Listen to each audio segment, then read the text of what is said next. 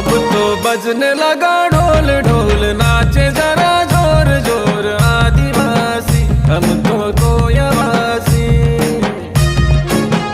अब तो बजने